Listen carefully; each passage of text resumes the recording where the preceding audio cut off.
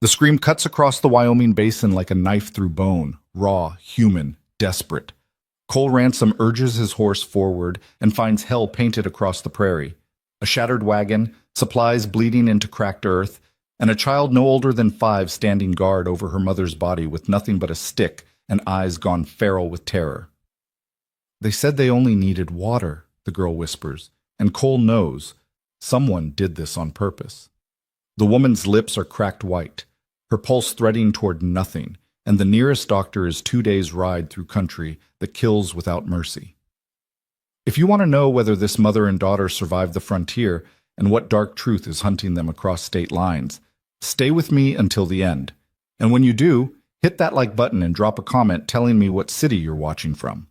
I want to see how far this story can travel. The Wyoming sky stretched thin and blue above Cole Ransom's head, the kind of endlessness that made a man feel both free and alone in equal measure. He rode the fence line out of habit more than necessity. Cattle had been moved to higher pasture 2 weeks back and the wire was sound. But the ranch demanded motion, and motion kept the silence at bay. He'd lived with silence for 3 years now, ever since Sarah died. The gelding's ears flicked forward, and Cole straightened in the saddle. Something wasn't right. The air tasted wrong, copper and dust and something sharper. Then he heard it, a scream. Not the high, clean cry of a hawk or the frustrated bawl of a calf. Human, female, and cut short like someone had clapped a hand over a mouth. Cole spurred the horse hard, cresting the rise at a full gallop. What he saw stopped him cold. A wagon lay tilted in the basin below. One wheel snapped clean off, supplies scattered across 20 yards of scrub grass. Flour dusted the ground white. A water barrel had split open, its contents soaked into earth that wouldn't give it back. And standing in the center of the wreckage, small and rigid as a fence post, was a child. She couldn't have been more than 5. Her dress was sun-faded calico, torn at the hem, and she gripped a branch in both hands, holding it like a weapon, like she knew how to use it. Her hair was dark, wild, pulled half loose from braids, but it was her eyes that hit Cole hardest. They were the eyes of something cornered. "Easy," Cole said, dismounting slow. He kept his hands visible, his voice low. "I'm not here to hurt you." The girl didn't move, didn't blink, just stood there, branch raised, between Cole and the woman lying motionless on the ground behind her. Cole's gut tightened. The woman, mid-20s maybe, dark hair matted with dust and blood, wasn't moving. Her skin had the gray-white look of someone sliding toward shock, and her lips were cracked deep enough to bleed. Dehydration, sunstroke, infection, if that gash on her temple was more than a day old. "Your mama?" Cole asked. The girl's chin lifted. "They said they only needed water." 4 words, clipped hard, and they told Cole everything he needed to know. "Who said that?" "Men." The girl's knuckles went white around the branch. 3 of them. They broke the wheel, took the horses. Cole's jaw set. He scanned the basin, no hoof prints deep enough to track, no direction clear enough to follow. Whoever had done this was long gone, and they'd meant for these 2 to die out here. "What's your name?" he asked. The girl hesitated, then, barely audible, "Piper." "Piper," Cole repeated, soft as he could manage. "My name's Cole, and I need you to let me help your mama, or she's not going to make it through the night." Piper's grip didn't loosen. "You'll take her." I'll take you both," Cole said. "To my ranch. It's an hour's ride. There's food, water, a bed." He crouched down, meeting her eyes. "But if I don't get her there soon, none of that's going to matter." For a long moment, Piper just stared at him. Then slowly, she lowered the branch. Cole moved fast. He checked the woman's pulse, thready, too fast, and ran his hands over her limbs, checking for breaks. Her left ankle was swollen, maybe sprained, and the head wound was ugly but not deep. Dehydration was the real killer. He uncapped his canteen and wet her lips, tilting her head just enough to let a few drops slide into her mouth. She didn't wake. "Piper," he said, "I need you to hold this." He handed her the canteen. "Keep it steady." The girl took it with both hands, serious as a soldier. Cole lifted the woman, light, too light, and settled her across the saddle. Piper climbed up behind without being asked, her small hands fisting in Cole's shirt. He swung up last, holding the woman steady with one arm and guiding the horse with the other. "Hold on," he said, and nudged the gelding into a careful trot. The ride back was the longest hour of Cole's life. The woman, Piper's mama, stayed unconscious, her breathing shallow and rattling in a way that made Cole's chest ache. Piper didn't speak. She just held on, her face pressed against his back, and Cole felt the tiny tremors running through her like a current. By the time the ranch came into view, low-slung log house, barn weathered silver, corrals empty in the fading light, the sun was sinking blood red behind the mountains. Cole carried the woman inside and laid her on the bed in the spare room. It hadn't been used since Sarah died, and the sheets smelled faintly of dust and lavender. He stripped the woman's boots off, checked the swelling in her ankle, and cleaned the gash on her temple with whiskey and boiled water. She flinched once, a soft sound escaping her throat, but didn't wake. Piper stood in the doorway, silent and watchful. "She's strong," Cole said, more to himself than the girl. "She'll fight." Piper didn't answer. Cole built a fire in the stove and set water to boil. He found bread, butter, cold chicken from yesterday's supper. He set it on the table and gestured for Piper to sit. She didn't. "You need to eat," Cole said. "I'm not hungry." It was a lie. He could see it in the hollow of her cheeks, the way her eyes tracked the food like a hawk tracking prey. But she didn't move. Cole sat down, broke off a piece of bread, and ate it slowly. Then he pushed the plate toward her. "Your mama's going to need you strong when she wakes up," he said. "Can't do that on an empty stomach." Piper's resolve cracked. She darted forward, grabbed the chicken, and retreated to the corner by the stove. She ate fast, tearing at the meat with her teeth, her eyes never leaving Cole. He let her be. That night, Cole kept vigil by the woman's bedside.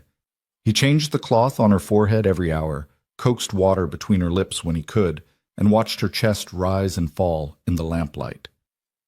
Fever set in just after midnight, her skin burning, her body shaking hard enough to rattle the bed frame. Cole stripped the blankets back and soaked towels in cold water, laying them across her arms, her legs, her throat. He talked to her, low and steady, the way he used to talk to Sarah when the pain got bad. "You're going to be all right," he said. "You hear me? Your girl needs you. You don't get to quit." The woman's eyes moved beneath her lids, rapid and frantic, but she didn't wake. Piper appeared in the doorway some time past 2, her face pale in the shadows. "Is she dying?" the girl asked. Cole looked at her, then back at the woman. "Not if I can help it." Piper climbed onto the foot of the bed and curled up there, small and still, her eyes fixed on her mother's face. Cole didn't have the heart to move her. The fever broke just before dawn. Cole was half asleep in the chair, his head tipped back against the wall, when he heard it, a soft, shuddering breath, different from the ones before. He opened his eyes and found the woman staring at him. Her eyes were dark, clear, and full of questions. "Easy," Cole said. "You're safe." She tried to sit up and gasped, her hand flying to her head. "Don't," Cole said, rising. "You took a bad hit, and you've been burning with fever for 2 days." 2 days? Her voice was rough, barely a whisper. Her gaze darted past him, wild. "Piper! Where's Piper?" "Right here." Cole stepped aside, and the woman's eyes locked onto the small figure curled at the end of the bed. Relief broke across her face like a dam giving way. She reached for Piper, and the girl woke instantly, scrambling forward into her mother's arms. "Mama," Piper said, and the word came out choked. "I'm here, baby. I'm here." The woman held her daughter tight, her eyes squeezed shut, and Cole saw her shoulders shake. He stepped out of the room, giving them space. By the time the woman was strong enough to sit up and take broth, Cole had learned her name. Mara Vale. She'd been a school teacher in a town called Millerton, 200 miles east, widowed 6 months back when her husband, a freight hauler, was killed in what the marshal called a robbery gone wrong. She'd been traveling west to start over, to find work, to give Piper a life that didn't taste like grief. "And the men who broke your wagon?" Cole asked. Mara's face went hard. "I don't know who they were, but they weren't after water." "What were they after?" She looked at him for a long moment, weighing something. Then she said, quiet, "Me." Cole's gut turned to stone. "Why?" "I don't know." Mara's hands twisted in the blanket. But they knew my name, and they knew about Piper. That was when Cole understood. This wasn't random. This was deliberate, and whoever had sent those men wasn't done. Piper didn't speak for 3 days. She ate when Cole set food in front of her, slept curled against Mara's side, and watched everything with those sharp, wary eyes. But she didn't say a word.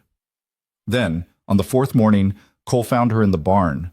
She was crouched in the straw near the back stall, utterly still, and in her lap was the ranch's youngest barn cat, a scrawny orange tom with a chewed ear and a purr like a rusty hinge. Cole stopped in the doorway, not wanting to spook her.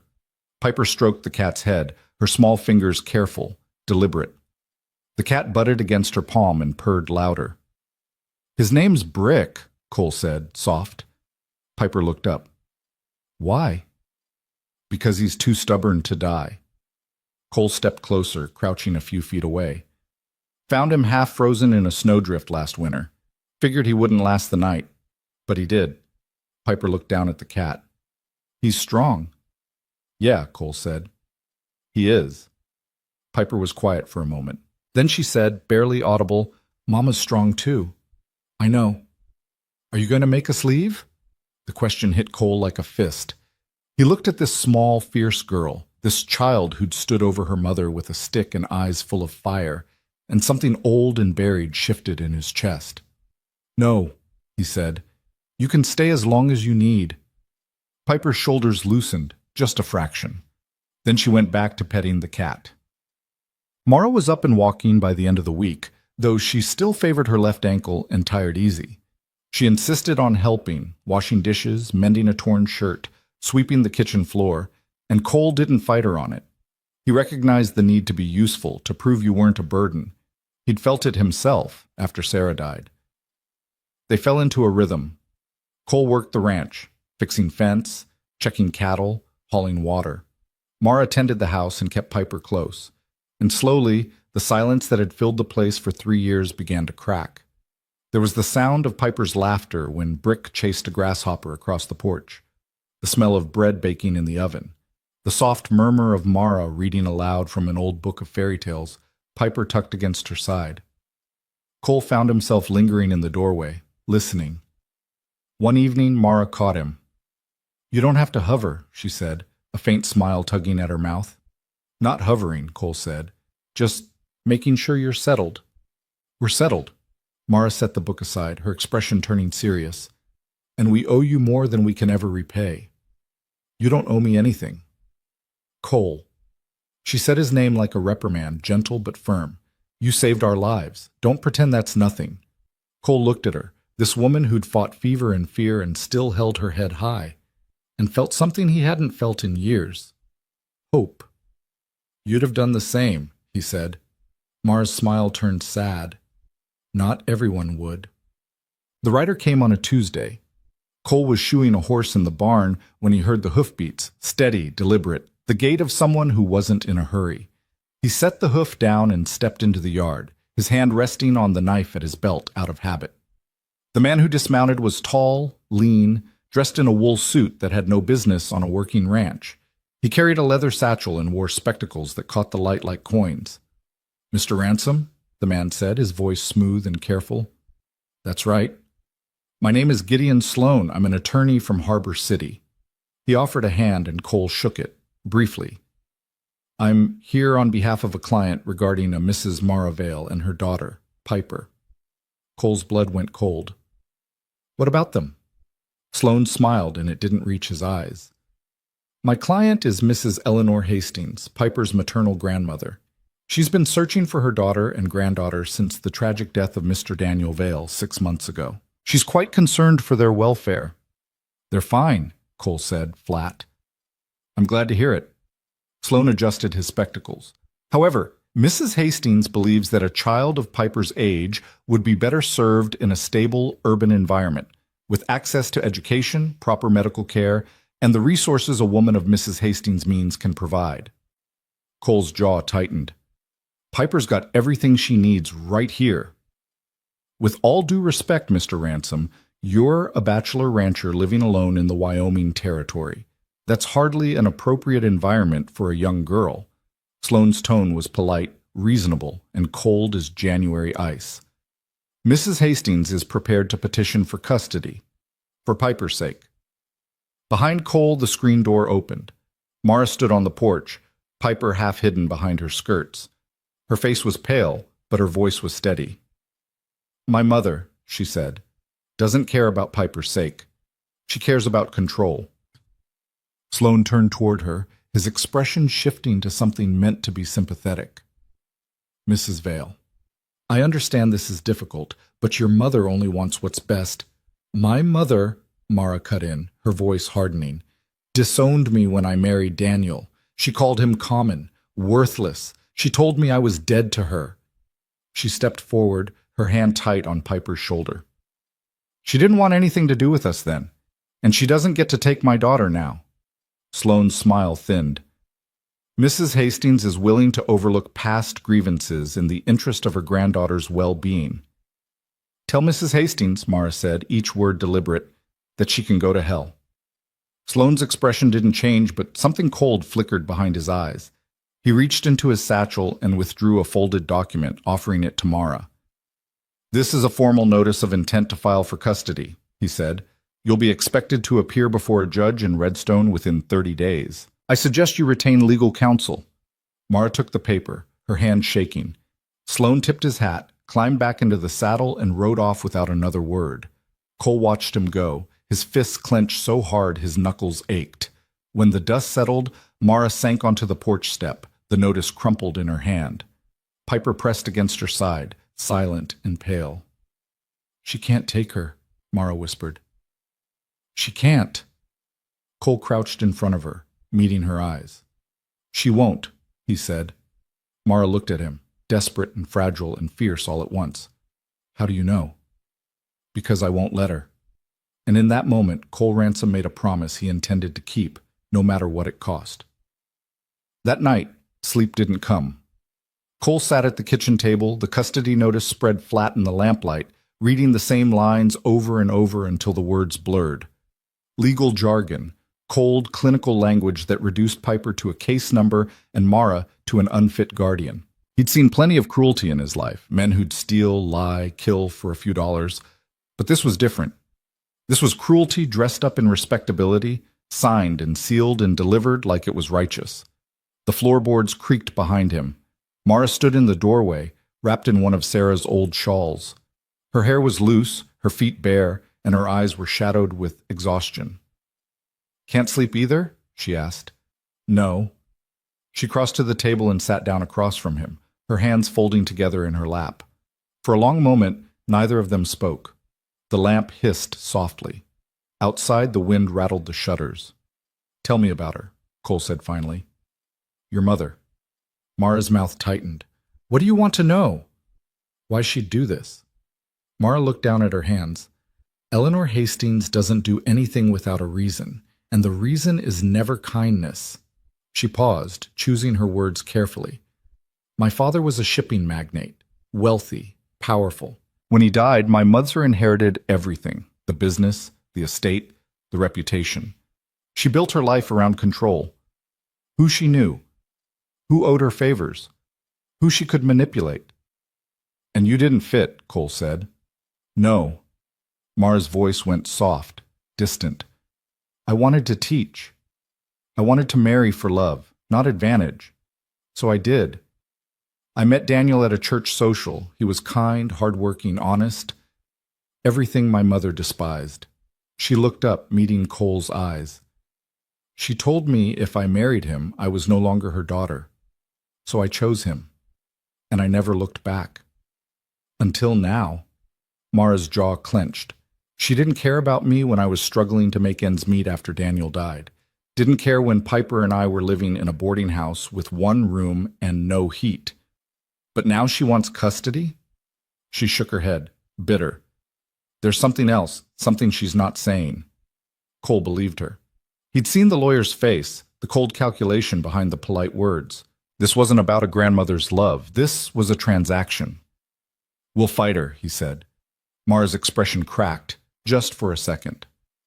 "With what?" I don't have money for a lawyer. I don't have... Her voice broke, and she pressed a hand to her mouth, her shoulders shaking. Cole rose, moved around the table, and crouched beside her chair. He didn't touch her, didn't know if he had the right, but he stayed close. You've got me, he said, quiet and steady. And I'm not letting her take Piper. I don't care what it costs.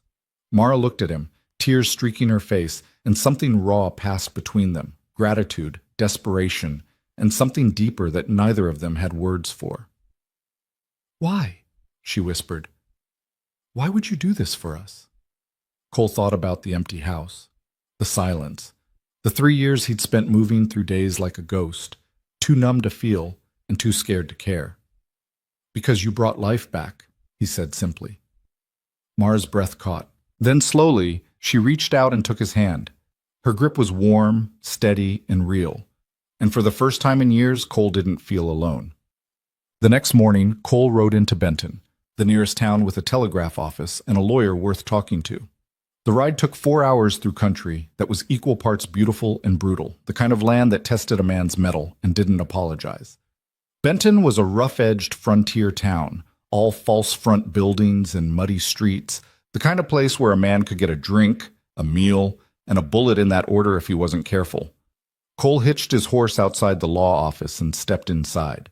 The man behind the desk was in his 50s, silver-haired, with the look of someone who'd seen the worst of human nature and wasn't impressed. His name was Elias Crane, and he had a reputation for being honest in a profession that didn't value it. Mr. Ransom, Crane said, shaking Cole's hand. What brings you to town? Cole laid the custody notice on the desk. This. Crane picked it up, read it, and his expression darkened. Eleanor Hastings, I know the name. She's got reach, money, influence, connections in Cheyenne and beyond. He set the paper down and looked at Cole. This won't be easy. I didn't expect it to be. What's your relationship to the mother and child? They're staying at my ranch, Cole said. Mara's recovering from an attack. Someone sabotaged their wagon, left them to die in the basin. If I hadn't found them, they'd be dead. Crane's eyebrows lifted. You report it to the marshal? Not yet. Do it. Today. Crane leaned back in his chair, steepling his fingers. If this goes to court, the judge is going to look at stability, safety, and resources. Mrs. Hastings will argue that a wealthy home in Harbor City is better for the child than a bachelor's ranch in the middle of nowhere.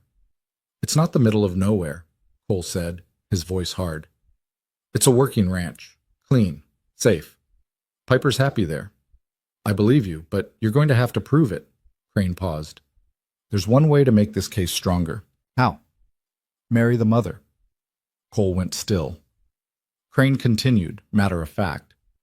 A married couple with stable income and a home is a lot harder to argue against than a single woman with no resources and a bachelor offering charity. It removes the question of propriety, makes you a legal guardian, gives you standing in court.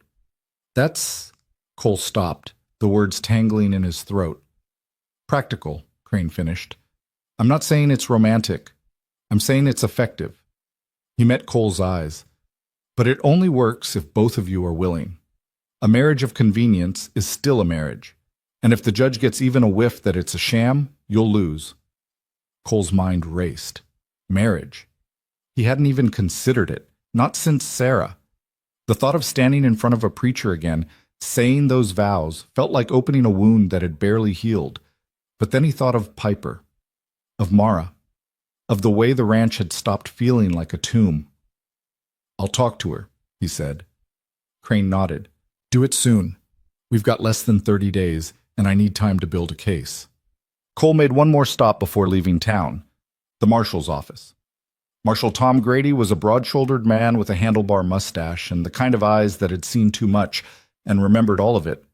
He listened to Cole's account of the wagon attack without interrupting, his expression growing grimmer with every detail. 3 men, Grady repeated. Knew her name. Knew about the girl. That's what she said. Grady leaned back in his chair, his jaw working. I'll send word to the neighboring counties, see if anyone's reported similar incidents. But without descriptions, without tracks, he shook his head. It's a long shot. I know. Cole stood, but I wanted it on record. Smart. Grady walked him to the door. You watch yourself, Ransom. If someone's targeting that woman, they might not stop just because she's at your place. Cole's hand drifted to the revolver at his hip. Let them try. By the time Cole rode back to the ranch, the sun was sinking low, painting the sky in shades of burnt orange and deep violet. He found Mara in the kitchen, kneading bread dough with flour dusted across her hands and forearms. Piper sat at the table, carefully copying letters onto a slate. Mara looked up when Cole entered, her expression hopeful and anxious all at once. What did the lawyer say? Cole pulled off his hat and set it on the peg by the door. He said we've got a fight ahead, but he thinks we can win. How? Cole hesitated. Then he said, as straightforward as he could manage, he thinks we should get married. The room went silent. Piper's chalk stopped mid-letter. Mara's hands stilled in the dough, her eyes widening. Married, she repeated, her voice faint. It's practical, Cole said quickly, repeating Crane's words like a shield. A married couple has a stronger case than a single woman and a bachelor offering charity. It gives us standing, makes me a legal guardian, removes any question of... He stopped, searching for the right word. Propriety. Mara stared at him, her face unreadable. Then she looked down at her hands, at the dough clinging to her fingers. You're asking me to marry you, she said slowly, so we can keep my daughter. Yes. Not because you... She stopped, her cheeks flushing. Not for any other reason. Cole's chest tightened. I'm asking because it's the right move, the smart move, and because I meant what I said. I'm not letting her take Piper. Mara was quiet for a long time. Piper watched them both, her eyes wide and solemn. Finally, Mara lifted her head. If I say yes, she said, her voice steady now, it's a real marriage. On paper, in court, in front of anyone who asks. She paused. But not in practice. Not unless... She faltered, then pushed forward. Not unless we both decide otherwise. Someday. Cole nodded, relief and something else flooding through him. Agreed. Mara wiped her hands on her apron, leaving streaks of flour, and extended one toward him. Then yes, I'll marry you, Cole Ransom. Cole took her hand, still dusted with flour, still warm from the dough, and shook it. Piper's voice cut through the moment, small and clear. Does that mean Cole's going to be my papa? Mara's breath hitched. She looked at Cole, a question in her eyes. Cole crouched down so he was level with Piper. If that's all right with you? Piper considered this gravely, then she nodded. Okay, but only if Brick can come inside when it snows. Cole's mouth twitched. Deal. Yet, they were married 3 days later in the Benton church, with Elias Crane and the preacher's wife as witnesses. Mara wore a simple blue dress she'd mended herself, and Cole wore his cleanest shirt and the suit jacket he'd packed away after Sarah's funeral. Piper stood between them, holding a bouquet of wildflowers she'd picked that morning.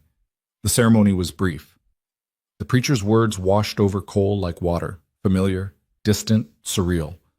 When it came time to say, I do, his voice came out steady, even though his hands weren't. Mara's voice was strong. They didn't kiss. Cole offered his arm, and Mara took it, and they walked out of the church as husband and wife in name, if not in truth. Afterward, they signed the marriage certificate in Crane's office. The lawyer witnessed it, stamped it, and filed it with the county clerk. Congratulations, Crane said, though his tone was more businesslike than celebratory. Now we build the rest of the case. I'll need character references, financial records, anything that shows stability and competence. You'll have it, Cole said. On the ride back to the ranch, Piper fell asleep in Mara's lap, her head pillowed against her mother's shoulder. Mara stroked the girl's hair absently, her gaze distant. Do you regret it? She asked quietly. Cole glanced at her. Do you? I asked first. He thought about it, really thought about it. The weight of the ring on his finger, still strange and new. The vows he'd spoken, the promises he'd made. The way the ranch had felt when he'd left that morning, and the way it would feel when he returned. No, he said. I don't. Mara's expression softened. Good. Neither do I. The first week of this marriage passed in a strange, careful dance. Cole moved his things into the spare room. Mara and Piper kept the main bedroom, and they settled into a routine that was domestic without being intimate. Meals together, evening reading by the fire, Piper's laughter threading through the house like sunlight. But there were moments, fleeting, fragile, when Cole caught Mara watching him with something that looked like longing, or when their hands brushed reaching for the same dish, and neither of them pulled away as quickly as they should have. They didn't talk about it. Then, on the 8th day, Cole rode into Benton for supplies. He took his time, picking up flour, coffee, nails, a new bridle for the gelding. He stopped by Crane's office to drop off the financial records. He shared a drink with Marshal Grady and listened to the man grumble about cattle rustlers and claim jumpers. It was late afternoon when Cole started back. The sky was clear, the air cool and sharp with the promise of autumn. Cole let the horse set its own pace, his mind turning over the week's work, the upcoming court date, the 100 small tasks that filled a rancher's life. Then, halfway home, his instincts prickled. He reined in, scanning the horizon. Nothing. Just miles of open country, the grass rippling in the wind. But the feeling didn't leave, a crawling awareness at the back of his neck, the kind that had kept him alive through range wars and bitter winters. Something was wrong. Cole spurred the horse hard, racing across the basin toward the ranch. His heart pounded in time with the hoofbeats, faster and faster as the buildings came into view. The corral gate was open. The chickens were scattered across the yard, squawking and panicked. And the front door, always latched, always secure, hung ajar. Cole was off the horse before it stopped moving. He drew his revolver and went in low and fast, his mind cold and sharp. The kitchen was empty, the parlor too. Then he heard it, a muffled sound from the back of the house, a man's voice, low and threatening. Cole moved silent as a shadow, every muscle coiled tight. He reached the bedroom doorway and froze. 2 men stood inside. One held Mara by the arm, a knife pressed to her throat. The other had Piper, the girl struggling, kicking, her mouth covered by a dirty hand. And in the corner, a 3rd man rifled through the trunk at the foot of the bed, tossing clothes and belongings onto the floor. Cole's vision narrowed, his pulse slowed, and something old and dark and deadly rose up inside him like a flood. "Let them go," he said, his voice flat and cold. The man holding Mara turned, his eyes widening. The knife pressed harder, and a thin line of blood appeared on Mara's throat. "Back off," the man snarled, "or I cut her." Cole didn't back off. He raised the revolver, his hand steady as stone. "You've got 3 seconds," Cole said. "Then I put a bullet in your skull." "You won't risk it," Cole fired. The shot cracked through the room like thunder. The man holding Piper dropped instantly, a hole punched clean through his shoulder. He hit the floor screaming, and Piper scrambled away, her eyes wild. The man with the knife jerked, his grip loosening on Mara. She twisted, drove her elbow into his ribs, and broke free. Cole moved. He crossed the room in 2 strides and slammed the butt of the revolver into the man's temple. The man crumpled. The 3rd man lunged, pulling a pistol from his belt, and Cole kicked it out of his hand, grabbed him by the collar, and threw him against the wall hard enough to crack plaster. "Stay down," Cole growled. The man stayed down. Cole turned, his chest heaving, and found Mara and Piper huddled together by the bed. Mara's hand was pressed to her throat, blood seeping between her fingers. Piper's face was white, her eyes locked on Cole like he was something out of a nightmare. For a long moment, no one moved. Then Mara whispered, "Cole?" He dropped the gun and crossed to them, his hands shaking now, adrenaline crashing through him like a wave. "Are you hurt? Is she—" "We're okay," Mara said, her voice trembling. "We're okay." Cole reached for the cloth on the washstand and pressed it gently to Mara's throat. The cut was shallow, painful, but not deep. She winced, but didn't pull away. Behind them, the man Cole had shot groaned, clutching his shoulder. The other 2 were unconscious, or close to it. "Piper," Cole said, his voice rough. "Go to the kitchen. Don't come back until I say." Piper hesitated, then nodded and ran. Cole hauled the 3 men outside, tied them to the corral fence with rope meant for cattle, and rode hard for Benton to fetch the marshal. By the time he returned with Grady and 2 deputies, the sun had set, and the ranch was dark except for the lamp burning in the kitchen window. Mara was waiting for him on the porch. E- Later, after the marshal had taken the men into custody and promised to send word once they talked, Cole sat at the kitchen table with his head in his hands. Mara stood by the stove, a bandage wrapped around her throat, her expression unreadable. You scared her, she said quietly. Cole's head snapped up. I saved her. I know. Mara's voice was soft but firm. But you scared her. She's never seen anyone move like that, fight like that. Cole looked away, shame and anger twisting in his gut. I didn't have a choice. I'm not saying you did. Mara crossed to the table and sat down across from him. I'm saying you need to talk to her, so she understands. Understands what? Mara met his eyes. That you're still the man who saved us, not the man who hurt them. Cole's throat tightened. What if I can't promise her that? Mara reached across the table and took his hand, her grip fierce and steady. Then promise her you'll try. Sobbed. That night, Cole knocked softly on Piper's door. She was curled in bed, Brick the cat tucked against her chest, her eyes open and watchful in the dark. Can I come in? Cole asked. Piper nodded. Cole sat on the edge of the bed, his hands resting on his knees. For a long moment, he didn't know what to say. I'm sorry I scared you, he said finally. Piper didn't answer. I did what I had to do to keep you and your mama safe, Cole continued. But I know it was hard to see. Piper's voice was small, uncertain. Are you a bad man? Cole's chest ached. I don't know, maybe. Sometimes. He paused, choosing his words carefully. But I'm trying to be good. For you. For your mama. Piper looked at him for a long time, her dark eyes searching his face. Then she said, Mama says bad men don't say sorry. Cole's breath caught. She says you're the best man she knows. Something broke inside Cole. Something old and scarred and hidden.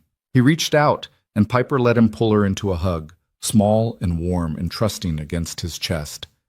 I'll keep you safe, he whispered. I promise. And this time, he believed it. Marshal Grady returned to the ranch 2 days later with news that settled like lead in Cole's stomach. The three men had talked, not much, but enough. They weren't random drifters. They'd been hired, paid in advance to find Mara Vale, take the child, and make sure the mother didn't follow. The man who'd held the knife claimed they'd been told the job was a simple custody retrieval, that the grandmother had legal rights, and the mother was unstable. He swore they hadn't known it would turn violent. Cole didn't believe him for a second. Did they say who hired them? Cole asked, standing in the yard with his arms crossed. Grady shook his head.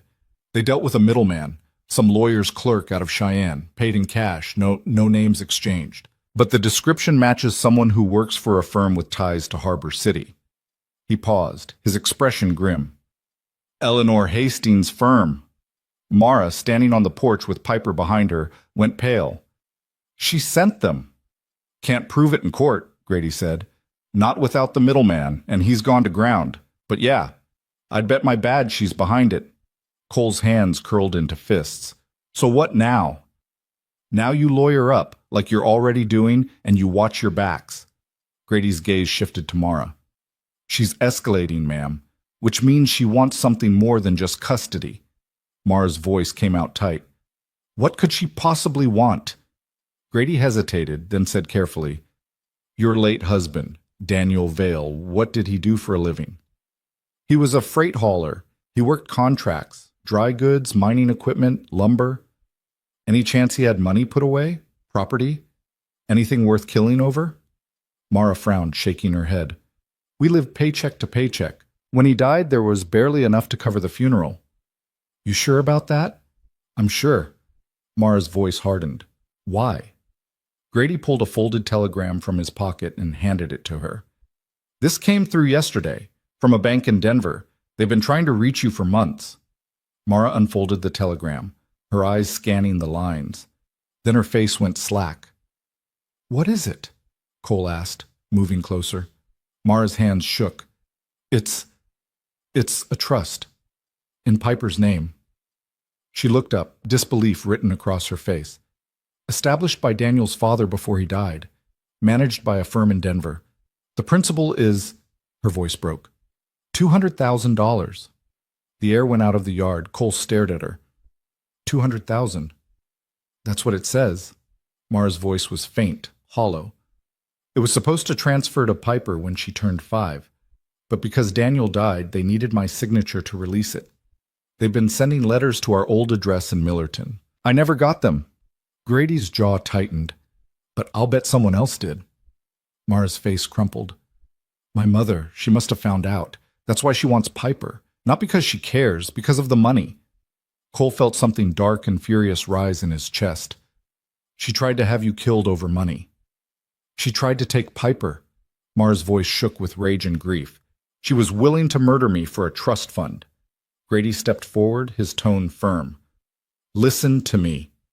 This changes everything. You've got motive now, real motive. We bring this to the judge, show the connection between the trust and the custody claim. It'll gut her case. Will it be enough? Cole demanded. It's a hell of a lot better than what we had before. Grady looked between them. But you need to move fast. The hearing's in 3 weeks, and if she gets wind that you know about the trust, she'll come at you harder. Mara straightened, her hand finding Piper's shoulder. Then we move first. Cole met her eyes and saw something he recognized. The same cold determination he'd felt when he'd pulled the trigger 2 days ago. She wasn't running anymore. She was ready to fight. We tell Crane everything, Cole said, and we make damn sure she doesn't get another chance. Grady nodded. I'll telegraph Denver, get copies of the trust document sent to Crane's office. And I'll keep men watching the roads into town. If anyone else comes looking for you, we'll know. After Grady left, Mara stood on the porch for a long time, staring out at the horizon. Piper had gone inside to feed Brick, leaving Cole and Mara alone in the fading afternoon light. $200,000, Mara said softly. Daniel never told me. Maybe he didn't know, Cole offered. Or maybe he knew exactly what my mother would do if she found out. Mara's voice turned bitter. He was protecting us, even after he died. Cole moved to stand beside her, close but not touching. You don't have to take the money. Mara looked at him sharply. What? If it's the money she wants, take it off the table. Sign it away. Give it to charity, to the church, to anyone but her. Remove the reason she's coming after you. Mara stared at him like he'd grown a second head. That's Piper's future, her education, her security. Piper's future is being alive, Cole said, his voice hard. And as long as that money exists, your mother's going to keep coming. You think one court case is going to stop her? She'll appeal. She'll file motions. She'll hire more men. He turned to face her fully. But if the money's gone, she's got no reason to fight. Mara's breath came fast, her eyes searching his face. You'd really ask me to give up $200,000. I'm asking you to choose your daughter over money you never had. For a long moment, Mara said nothing. Then slowly she nodded. You're right. If it comes down to it, if that's what it takes to keep her safe, I'll do it. Cole felt something settle in his chest, solid and sure.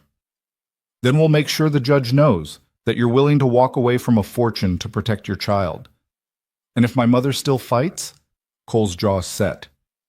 Then we fight harder. That night, after Piper had fallen asleep and the house had gone quiet, Mara found Cole in the barn.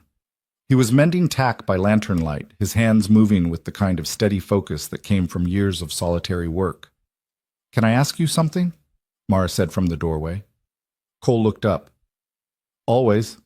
She stepped inside, wrapping her arms around herself against the night chill. That day, when those men came, you moved like, she struggled for the words, like you'd done it before. Cole's hand stilled on the leather. He'd known this conversation was coming, had dreaded it. I have, he said quietly. Mara waited, patient and still. Cole set the tack aside and leaned back against the workbench, his gaze distant. Before I settled here, I rode with a cattle outfit down in Texas. Big operation. We moved herds from the Brazos to the railheads in Kansas. Dangerous work. Rustlers, claim jumpers, men who'd kill you for your horse. He paused, the memories pressing close. I was young, fast, good with a gun, and I didn't hesitate. How many men? Mara asked, her voice soft. Does it matter? It does to me. Cole met her eyes. 7. That I know of. Maybe more. His throat tightened. I told myself it was self-defense, that they drew first, that I didn't have a choice, and most of the time that was true. But there were moments when He stopped, the words catching, when I wanted it, when pulling the trigger felt right. Mara didn't flinch, didn't pull away. She just watched him with those steady, unflinching eyes. After the last time, Cole continued, I quit. Came north. Found this land, built the ranch. Married Sarah. His voice roughened. I thought I could bury it. Thought if I lived quiet and worked hard, I could be someone different. And then we showed up, Mara said. And then you showed up. Cole's hands clenched. And the first time someone threatened you, it all came back, like it had been waiting, like I'd just been pretending. Mara crossed the barn floor and stood in front of him, close enough that he could see the lamplight reflected in her eyes. Do you regret it? She asked. Saving us? No. Do you regret who you had to be to do it? Cole thought about the weight of the revolver in his hand, the cold clarity that had come over him, the way his body had moved without thought, driven by instinct and old, brutal knowledge. I regret that Piper had to see it, he said. But no, I don't regret keeping you alive. Mara reached out and took his hand, her fingers threading through his. My mother sent those men to kill me and take my daughter. You stopped them. That doesn't make you a monster, Cole. That makes you the reason we're still breathing. Doesn't change what I am. No, Mara said, her voice firm. But what you are is a man who's trying, a man who feels guilt, a man who came back to check on us even when everything in him must have been screaming to run. She squeezed his hand. Monsters don't do that. Monsters don't build homes and keep promises and sit up all night with a sick woman because she matters. Cole's chest ached. You don't know me, Mara. I know enough. She stepped closer, her voice dropping to something raw and honest. I know you've got darkness in you. I know you've done things that haunt you, but I also know that when it mattered, when we needed someone to stand between us and the worst kind of evil, you didn't hesitate, and that's the man I married. The words hung between them, heavy with meaning. Cole looked down at their joined hands, then back up at Mara's face. This woman who'd faced down fever, violence, and her own mother's cruelty without breaking. This woman who saw him clearly and still chose to stand beside him. I'm not good at this, he said quietly, at letting people in. Neither am I. Mara's mouth curved, sad and wry. But maybe we can figure it out together. For a long moment, they stood there in the lamplight, the barn creaking softly around them, the night vast and silent beyond the walls. Then Cole lifted his free hand and brushed his thumb across Mara's cheek, gentle and tentative, like he was afraid she'd vanish if he pressed too hard. Mara's breath caught, but she didn't pull away. I'm scared, Cole admitted, the words tearing out of him. That I'll hurt you, that I'll fail you, that I'm not enough. You're enough, Mara whispered. You've always been enough. And then, slowly, achingly slowly, she rose on her toes and pressed her lips to his. The kiss was soft, searching, fragile as new ice. Cole froze, his heart hammering against his ribs, every instinct screaming that he didn't deserve this, didn't deserve her. But Mara's hand tightened on his, anchoring him, and he let himself sink into it, into the warmth and the trust and the terrifying, impossible hope. When they finally pulled apart, Mara's eyes were bright with unshed tears. This is real, she said, her voice shaking. Isn't it? It's not just for the court case. Cole's hand cupped her face, his thumb tracing the line of her jaw. It's real. Mara's breath shuddered out, relief and longing tangled together. Good, because I don't think I could go back to pretending. Neither could I. They stood there in the barn, holding each other in the lamplight, and for the first time since Sarah died, Cole felt like he was home. The next 2 weeks passed in a blur of preparation. Elias Crane worked tirelessly, gathering affidavits from neighbors who vouched for Cole's character, financial records that proved the ranch was stable and profitable, and testimony from Marshal Grady about the attack and the connection to Eleanor Hastings. The trust documents arrived from Denver, and Crane built a case around them, showing motive, showing greed, showing a pattern of escalation that painted Eleanor not as a concerned grandmother, but as a calculating predator. Mara and Cole spent hours rehearsing their testimony, going over every detail, every question the opposing lawyer might ask. Crane was blunt about their weaknesses, the newness of the marriage, the fact that Cole and Mara slept in separate rooms, the questions of propriety that a hostile attorney could exploit.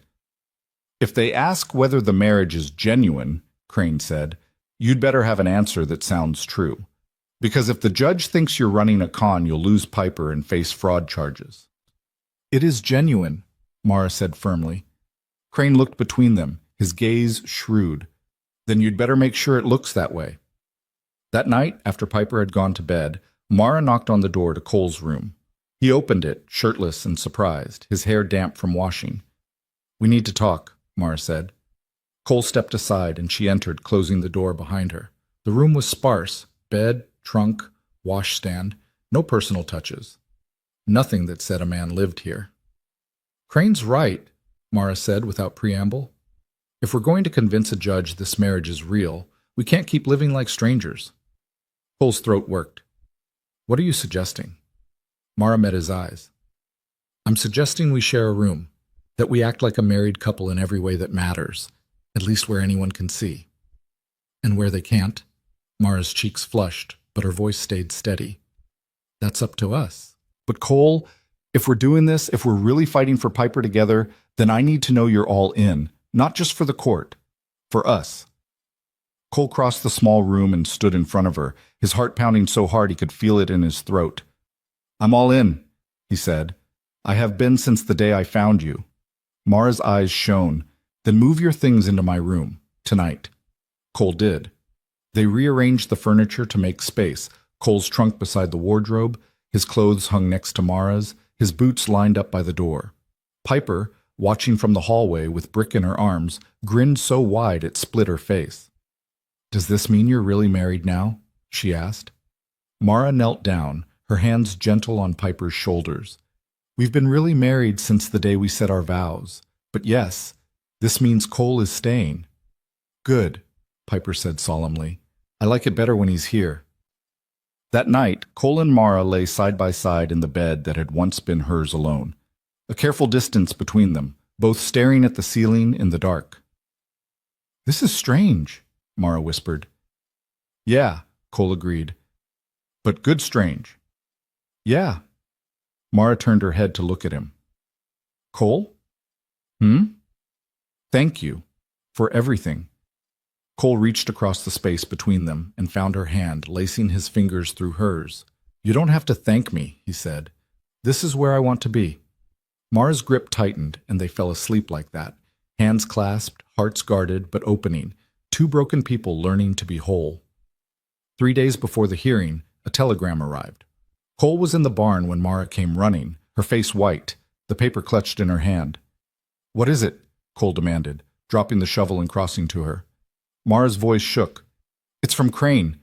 Eleanor Hastings has filed a motion to have the hearing moved to Harbor City. She's claiming that a frontier judge can't be impartial, that the case needs to be heard in a city court with proper legal oversight. Cole's blood went cold. Can she do that? Crane says the judge in Redstone denied it, but she's appealing, and if the appeal goes through... Mara's voice broke. We'd have to travel to Harbor City, on her territory, with her lawyers, her money, her influence. Cole's jaw set. Then we make sure the appeal doesn't go through. How? We show up in Redstone ready to fight. We put everything on the table, the trust, the attacks, the fact that she's willing to kill for money. We make it so clear, so undeniable, that no judge in their right mind would hand Piper over. Mara nodded, her fear hardening into resolve. And if that's not enough? Cole pulled her close, his arms wrapping around her, solid and sure. Then we disappear. Take Piper and run so far Eleanor Hastings never finds us. Mara pulled back, her eyes wide. You do that? Give up the ranch? Everything you've built? In a heartbeat, Cole said, and meant it. You and Piper, you're what matters. Not land, not legacy. You. Mara's face crumpled, and she buried her head against his chest, her shoulders shaking. Cole held her, his hand stroking her hair, his heart breaking and mending all at once. "We're going to win," he said quietly. "I promise you, we're going to win." The day before they were set to leave for Redstone, Cole woke before dawn to the sound of hooves. He was out of bed in seconds, pulling on his pants and grabbing his revolver. Mara stirred, her eyes snapping open. "What is it?" she whispered. "Stay here," Cole said, and moved to the window. 4 riders approached the house, silhouetted against the gray pre-dawn light. They rode slow, deliberate, and Cole's instincts screamed danger. He crossed to the door, checked the load in his revolver, and stepped onto the porch. The riders reined in 20 feet from the house. The leader, a tall man in a long coat, his face shadowed by a wide-brimmed hat, raised a hand in a gesture that might have been peaceful if Cole believed in peace anymore. "Mr. Ransom," the man called, "we're not here for trouble." "Then state your business and move on," Cole said, his voice flat. The man dismounted, his movements careful and measured. "My name is Victor Kane. I work for Mrs. Eleanor Hastings." Cole's finger moved to the trigger. "You've got 5 seconds to get back on that horse." "I'm here to make you an offer." Kane's voice was smooth, practiced. "Mrs. Hastings is willing to drop the custody case. She'll sign away all rights to the child, leave you and Mrs. Ransom in peace, and you'll never hear from her again." Cole didn't lower the gun.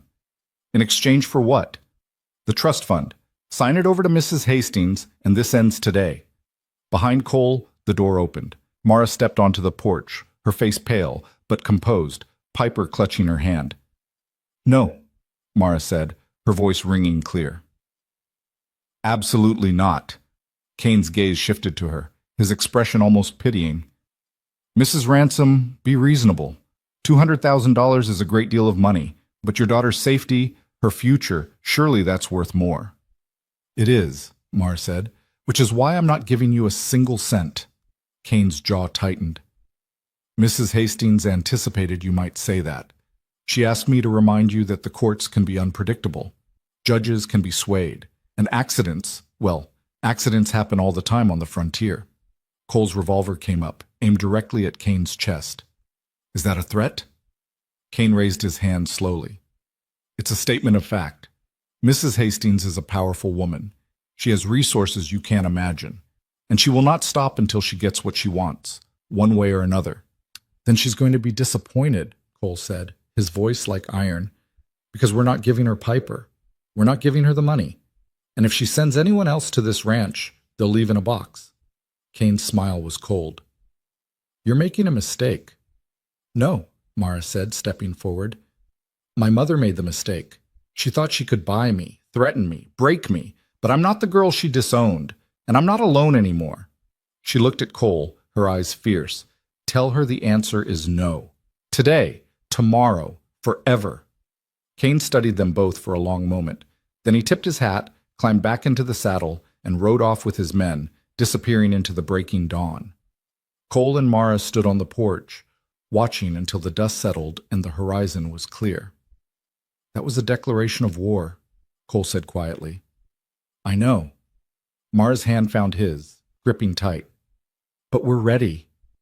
Cole looked down at Piper, who stared up at him with those wide, solemn eyes. "Are you scared?" the girl asked. Cole crouched down, meeting her gaze. "Yeah, I am." "Me too." Piper's chin lifted. "But Mama says brave people are scared. They just don't let it stop them." Cole's throat tightened. He looked at Mara, who smiled through tears, and then back at Piper. "Your Mama's right," he said. "And tomorrow, we're going to be the bravest people in that courtroom." Piper nodded, serious as a judge herself. "Okay." They went inside, packed their bags, and prepared for the fight of their lives. The ride to Redstone took 2 days through country that turned from open grassland to pine-covered hills, the mountains rising in the distance like sentinels. Cole drove the wagon steady and careful, Mara beside him with Piper bundled between them in a wool blanket. They stopped at dusk each night, making camp in clearings where Cole could see the approaches, where nothing could come at them unseen. Mara didn't sleep much. Cole could feel her restlessness, the way she startled at every crack of a branch, every distant sound. On the second night, after Piper had finally drifted off, Mara sat by the fire with her arms wrapped around her knees, staring into the flames. "What are you thinking?" Cole asked, his voice low. That I don't know what I'll do if we lose. Cole moved closer, settling beside her on the log they'd dragged near the fire. We won't. You can't promise that. No, Cole admitted. But I can promise I won't let her take Piper without a fight that'll be remembered. Mara looked at him, the firelight painting her face in golden shadow. I keep thinking about what Kane said, about accidents, about how far my mother's willing to go. Then we make sure she knows we'll go farther. Cole? Mara's voice dropped to something raw. If it comes down to it, if the judge rules against us, I need you to promise me something. Anything. You take Piper and you run. You get her somewhere safe, somewhere Eleanor can't reach. Cole's chest tightened. And leave you? If that's what it takes. Mara's eyes were fierce, unwavering. She wants the money, not me. If I'm here, if I make noise, if I fight her in court over and over, it'll buy you time. Time to disappear. Mara, promise me. Her hand gripped his, desperate and strong. Promise me you'll protect her, no matter what. Cole looked at this woman, this mother who'd stood between her daughter and death more than once, who'd faced down hired killers and her own blood without flinching, and felt something crack open inside him. I promise, he said. But it's not going to come to that. Because we're going to walk out of that courthouse together. All three of us. Mara's breath shuddered out, and she leaned against him, her head resting on his shoulder. Cole wrapped his arm around her, holding her close while the fire burned low and the stars wheeled overhead. I love you, Mara whispered into the darkness. Cole's heart stopped, then started again, harder, faster, like something long dormant had surged back to life. Say that again, he said, his voice rough. Mara lifted her head, meeting his eyes. I love you, Cole Ransom. I don't know when it happened. Maybe when you carried me into your house half dead, maybe when you stood between us and those men, maybe when you promised to fight for us even though you barely knew us. But it's real, and I needed you to know before, her voice caught, before whatever happens tomorrow. Cole cupped her face in his hands, his thumbs brushing away the tears that had started to fall. I love you too, and I'm not losing you, not to Eleanor, not to anyone. He kissed her then, fierce and claiming and full of every promise he didn't have words for. Mara kissed him back with the same desperation, her hands fisting in his shirt, and for a moment the world narrowed to just the two of them, two people who'd been broken and alone finding something whole in each other. When they finally pulled apart, both breathing hard, Mara's smile was tremulous but real. We're going to be all right, she said, like she was trying to convince herself. Yeah, Cole said. We are. They reached Redstone late the next afternoon. The town was bigger than Benton, with brick buildings, paved streets, and a courthouse that loomed at the end of Main Street like a monument to justice or judgment, depending on which side you were on. Cole secured rooms at a modest hotel near the courthouse, paid for a week in advance, and tried not to think about what would happen if they needed more time than that. Elias Crane met them in the hotel dining room that evening, his face grave and his leather satchel bulging with documents. The hearing's set for 9 tomorrow morning, Crane said without preamble. Judge Whitmore presiding. He's fair, but he's also conservative. He'll want to see stability, propriety, and clear evidence that Piper's better off with you than with her grandmother. We've got that, Cole said. I know, but Eleanor's lawyer is a man named Silas Cartwright. He's one of the best in the state. Expensive, ruthless, and very good at making juries and judges see things his way. Crane pulled a stack of papers from his satchel. He's going to argue that a wealthy, established home in Harbor City with access to the finest schools and medical care is objectively better for a child than a frontier ranch. He's going to question the legitimacy of your marriage, and he's going to paint Mara as a woman who married for convenience, and Cole as a man with a violent past. Mara's face hardened. Let him try. He will. And he'll have ammunition. Crane's gaze shifted to Cole. I got the records from Texas, the cattle outfit you rode with, the men you killed. Cole's stomach dropped. How? Cartwright's been digging. He's got affidavits from men who worked with you, witnesses who will testify that you were known as a gunfighter, that you had a reputation. That was 15 years ago, Cole said, his voice tight. Doesn't matter. He's going to use it to argue that you're dangerous, that Piper's not safe with you. Mara's hand found Cole's under the table, squeezing hard. Then we tell the truth, that Cole used those skills to save us, that without him Piper and I would be dead. We will, Crane said, but be prepared. It's going to get ugly. That night, Cole couldn't sleep.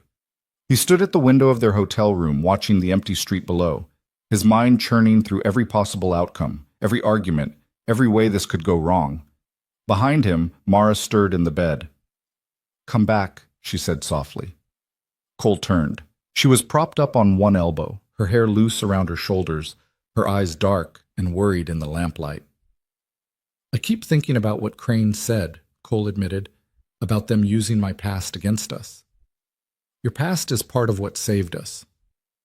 Maybe, but to a judge who's never been shot at, who's never had to choose between killing or being killed, it just looks like violence, like I'm someone who should be locked up, not raising a child." Mara sat up fully, the blanket pooling around her waist. "Cole, look at me." He did. "You are not the man you were 15 years ago," she said. "You're not even the man you were 3 months ago. You're someone who saved 2 strangers, who opened your home, who married me to protect my daughter. That's who the judge needs to see, not some ghost from Texas. And if that's not enough," Mara's expression turned fierce, "then we make it enough. Together."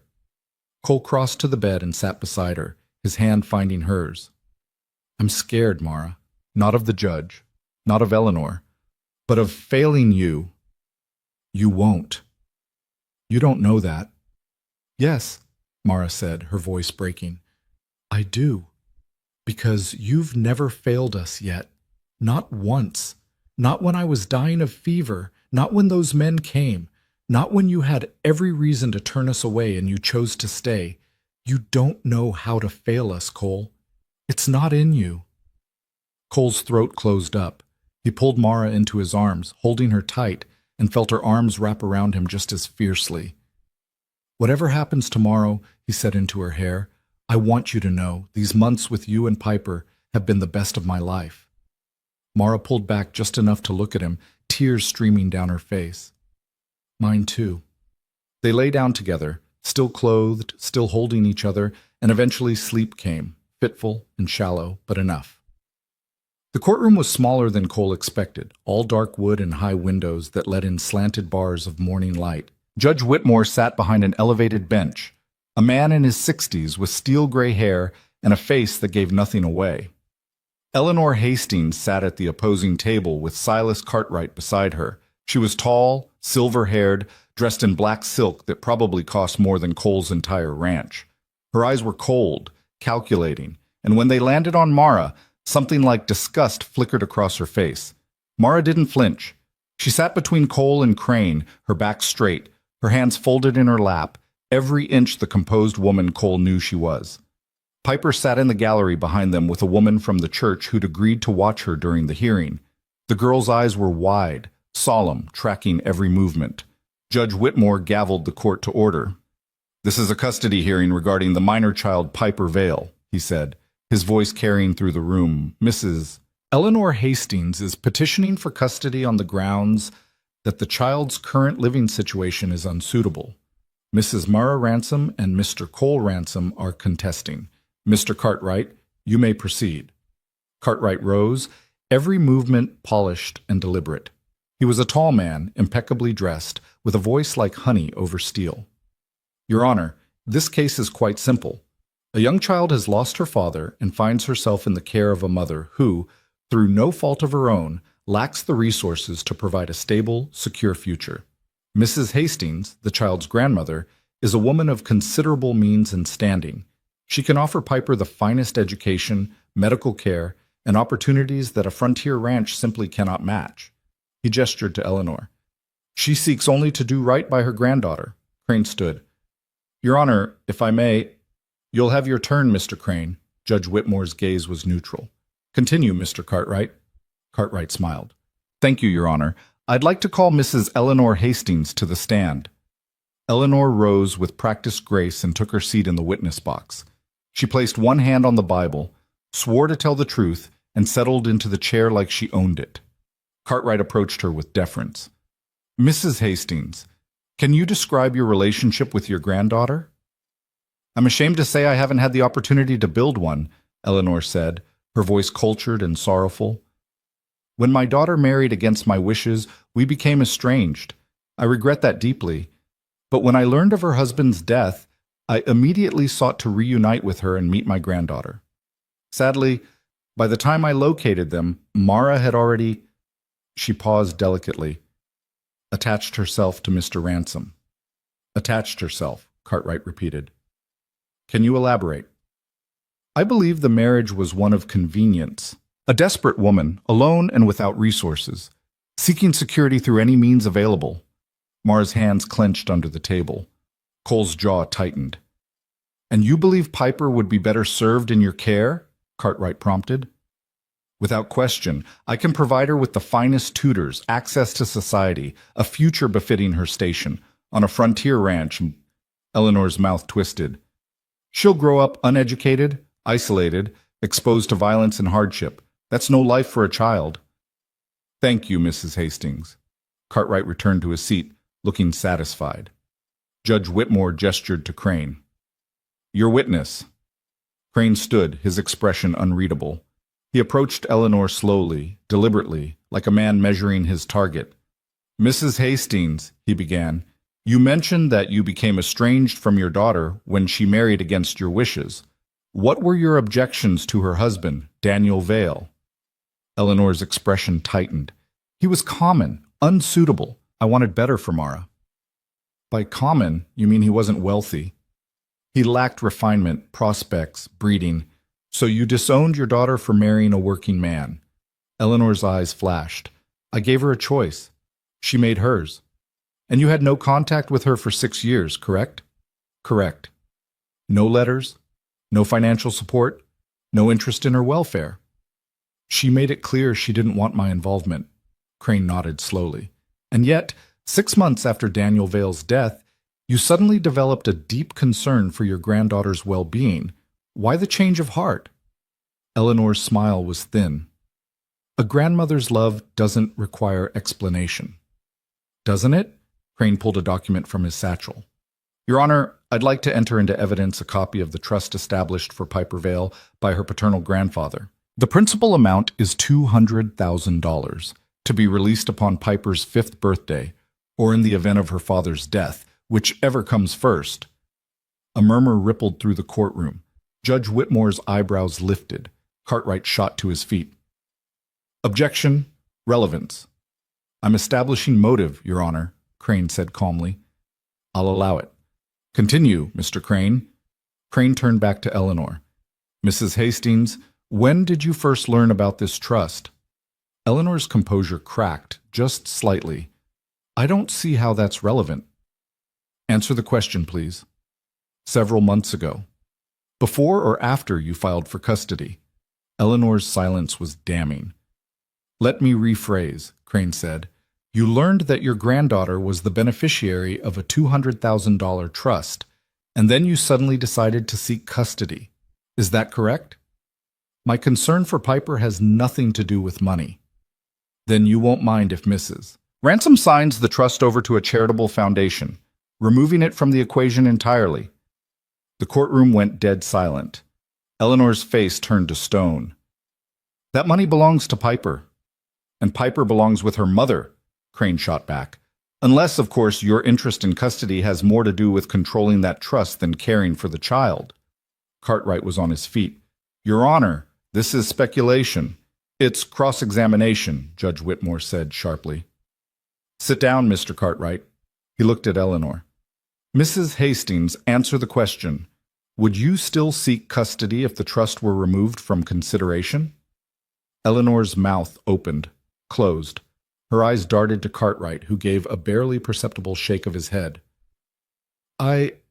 She stopped. I believe Piper deserves the best care possible. That's not an answer, the judge said. Eleanor's mask slipped. For just a moment, Cole saw the truth beneath, cold, calculating, furious. Then she composed herself. I would still seek custody, she said, but I would expect the trust to be managed responsibly. Crane smiled. By you. By someone with experience. Someone like the men you hired to attack Mrs. Ransom and her daughter 3 weeks ago? The courtroom erupted. Cartwright shot up, his voice thundering. Objection! That's an outrageous accusation with no foundation. I have foundation, Your Honor. Crane pulled another document. Sworn testimony from Marshal Thomas Grady of Benton detailing the attack on Mrs. Ransom's wagon and a subsequent assault at Mr. Ransom's ranch. 3 men, hired through a middleman connected to a law firm in Cheyenne, a firm that handles Mrs. Hastings' legal affairs. Judge Whitmore's face darkened. Is this true? The men were arrested and questioned, Crane continued. They confessed to being hired to retrieve the child, by force, if necessary. Eleanor's voice cut through the chaos, icy and controlled. I have no knowledge of any such arrangement. If someone acted on my behalf without my authorization, that's a matter for the police, not this court. Convenient, Crane said. Just like it's convenient that Daniel Vale died in a robbery 6 months ago. A robbery that was never solved. A robbery that happened 3 weeks after the trust became active. Mara gasped. Cole's blood turned to ice. Cartwright was livid. Your Honor, this is wild conjecture. Is it? Crane turned to face the judge. Daniel Vale was killed in what authorities called a botched robbery, but nothing was taken, his wagon wasn't touched, and the only witness, a man who's since disappeared, gave a description that matches one of the men arrested at the Ransom Ranch. Judge Whitmore's gavel came down hard. Mr. Crane, do you have evidence linking Mrs. Hastings to Daniel Vale's death? Not yet, Your Honor, but I have enough to warrant an investigation. The judge's expression was granite. This hearing is in recess. I want both parties in my chambers, now. The judge's chambers were austere, shelves of law books, a single window overlooking the street, and a desk scarred with decades of use. Judge Whitmore sat behind it, his fingers steepled, his expression unreadable. Eleanor and Cartwright stood on one side, Mara, Cole, and Crane on the other. Mr. Crane, the judge said, his voice measured, you've made serious allegations. If you can't substantiate them, you're flirting with contempt. I understand, Your Honor, but the pattern is clear. Patterns aren't proof. The judge's gaze shifted to Eleanor. Mrs. Hastings, I'm going to ask you directly. Did you have any involvement in the attacks on your daughter? Eleanor's voice was cold. Absolutely not. Did you have any knowledge of them before they occurred? No. Judge Whitmore studied her for a long moment. Then he turned to Mara. Mrs. Ransom, what do you want? Mara's voice was steady. I want my daughter to stay with me, and I want my mother to leave us alone. And the trust? Mara looked at Cole. He gave the smallest nod. I'll sign it away, Mara said. Every cent. To a children's hospital, an orphanage. I don't care, as long as my daughter is safe. Eleanor's composure finally shattered. You'd throw away her future out of spite. Out of love, Mara cut in, her voice ringing. Something you've never understood. Judge Whitmore raised a hand. Enough. He looked at Crane.